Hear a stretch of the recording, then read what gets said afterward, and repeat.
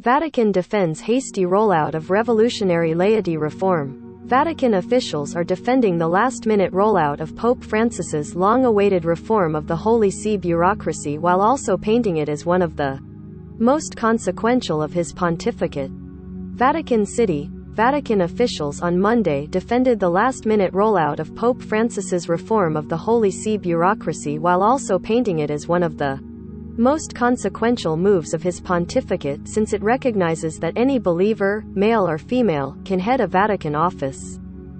The new apostolic constitution, Predicate Evangelium, or Proclaiming the Gospel, was released Saturday after 9 years of work with no advance warning only in Italian. It replaces the previous 1988 founding blueprint of the Holy See which, among other things, made clear that only ordained priests, bishops and cardinals can head Vatican offices because they alone enjoyed the power of governance in the Catholic Church.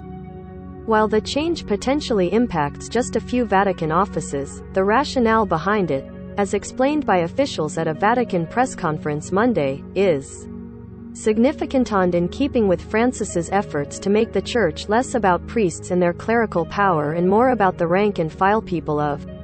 It's an important affirmation because it makes clear that the person who heads a dicastery doesn't have authority based on the hierarchical level achieved, but by the power received by the Roman pontiff to act in his name, said the Reverend Gianfranco Ghirlanda, a top canon lawyer.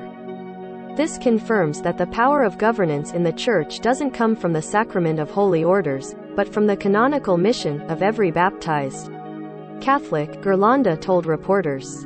As it is, Francis has promoted a handful of women, lay and religious sisters, to high-ranking positions in the Vatican hierarchy.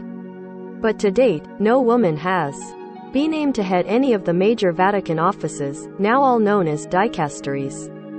A layman currently heads the dicastery for communications, and Ghirlanda says a layman or woman could one day head the dicastery for laity, family and life, currently run by American Cardinal Kevin Farrell.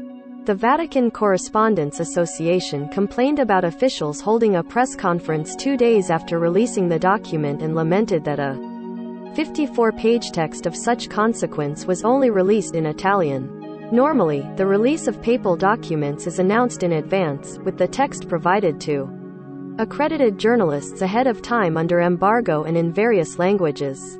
Vatican spokesman Matteo Bruni acknowledged the complaint but stressed the unique nature of an apostolic constitution and noted that it was released on a significant day for Francis, the feast of Saint Joseph and the 9th anniversary of Francis' installation as Pope.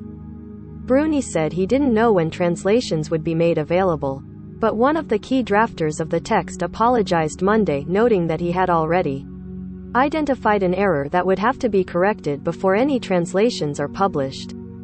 The text makes reference to the Old Latin Mass as the extraordinary form of the Mass, even though Francis in July essentially excised that terminology when he reimposed restrictions on celebrating the ancient rite.